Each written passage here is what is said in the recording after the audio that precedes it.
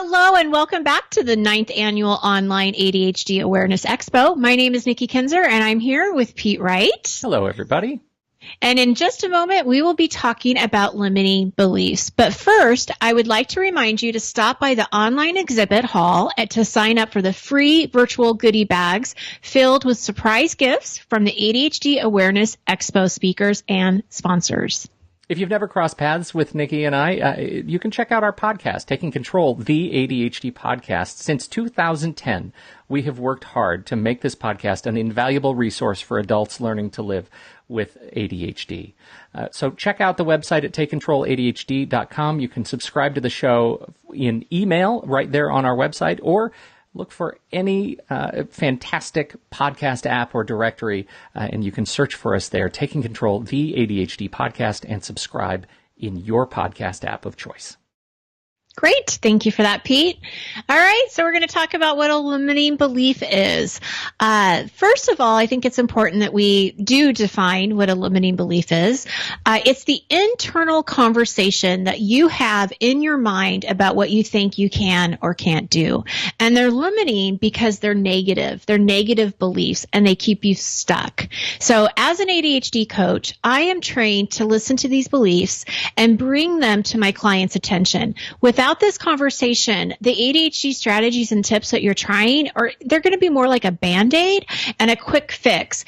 And what we're looking for is we really want to get a little deeper into how you talk about yourself, getting into that awareness before we hit the strategies. Now, as somebody living with ADHD, I have to say it is super important to find a resource that can actually help us to identify these limiting beliefs, right? We are so accustomed to living in the language of limitation, the language of failure, the language of frustration in the way we interact with the world, that we don't even know we're using that kind of language. It's just become a habit. It is too deeply rooted in our behavior. So developing this new muscle, this muscle that'll allow us to free ourselves from limiting beliefs, it's very, very challenging. It is. And it's so interesting to me, too, when I talk to clients and I do bring it to their attention.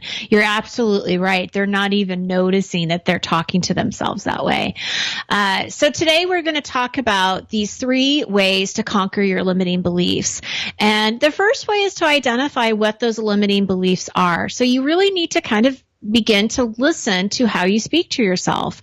What are your limiting beliefs? Where do they show up? Are they in particular situations, circumstances? Where do you see them most? And most importantly, what are they protecting you from? And in my experience, they're protecting you from some kind of fear that you have about the event or the task or whatever it is that you that's keeping you stuck. Now, we also want to look at how a limiting belief sounds, because this can also help you identify them. These statements limit your options. So if you've ever heard yourself say, never, can't, I won't, it's never worked before, I can't get started, or I can get started, but I can't finish. All of these things that you probably have said before are limiting beliefs. So what else can we notice about our language, Pete? Well, there are some subtle characteristics that we need to start listening for, right? These characteristics of language that are binary. These are the ones and zeros, the either ors, the success or failure, the things that where I'm always the one failing in these comparisons, right? That's the kind of language we want to be aware of. Another example is passive aggressive language, right? This is also a limiting belief, and we do this so often we don't even know it. We don't hear it. Well, for example, someone like me could never get that right. Or someone who's so terrible at being on time I could never live with that kind of a schedule. Or it must be really great to be on time everywhere you need to go. I wonder what that's like, right? Yes. That sort of language is so damaging to us. Oh, it is. It is. So when you catch yourself saying these kinds of things, go back to identifying what that limiting belief is and what are you truly afraid of. Now, another way to conquer your limiting beliefs is using affirmations.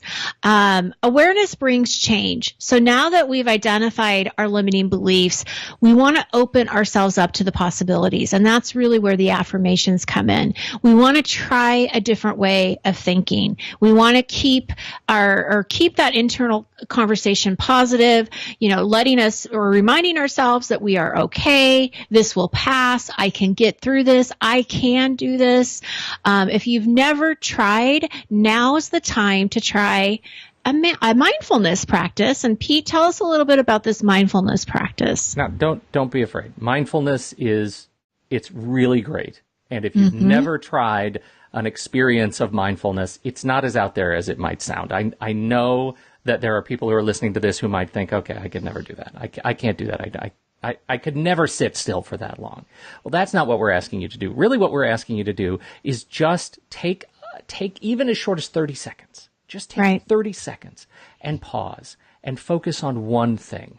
Focus on one thing. If you can't just sit still for 30 seconds, try 15. Just do a 15 count. And maybe all you do is count to 15 and take a break and listen to your breathing. Feel the air fill your lungs and just experience that. All you're trying to do is shut out the rest of the world for a few seconds. And over time, you'll get better at that.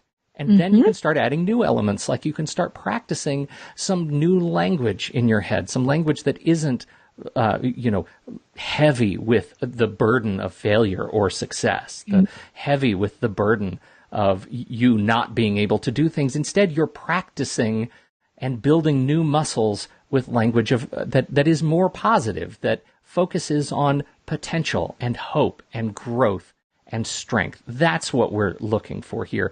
What if you really could change the way you look at success? What if you could try something new? What if you felt empowered and strong enough to try something that you've never done before and have an experience where you might just succeed? What would that look like?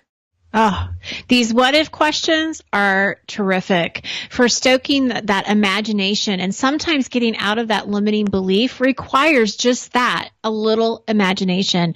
And so many ADDers have wonderful imaginations, and this is a great way, a great place for you to put that energy. Now, nothing is easy about this. No. And I know I can hear it, right? I can hear it. I've been there. I have experienced it myself. Nikki works with people every day who live in this language that this is just, it's too hard. I've tried it. I can't. I've tried it. I can't. But that is exactly why you need to try again, because that itself is a limiting belief. If you say it over and over, you will come to believe it. It takes hard work and attention to break this cycle, and you can do it. You can do it. You can be stronger. You can find a way to the other side of this. Absolutely. Well, and something important to understand too is limiting beliefs come and go. Sometimes they're going to be louder than other times.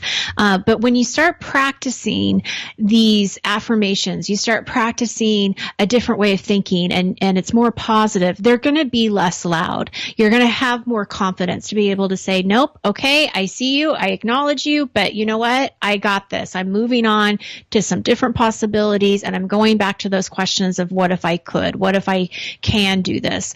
And that really is the conversation you need to have first before you go into these other strategies and tips that you're going to be learning in this conference or any podcast or any conference you learn.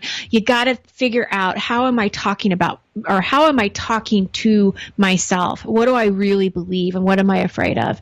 And the world, it's open to you if you can just shift just a little bit of that negative energy to something more positive.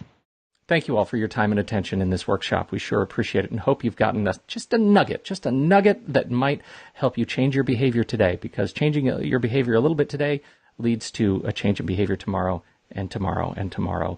If again, check us out, the Taking Control, the ADHD podcast. You can find it on our website at takecontroladhd.com or anywhere finer podcasts are served.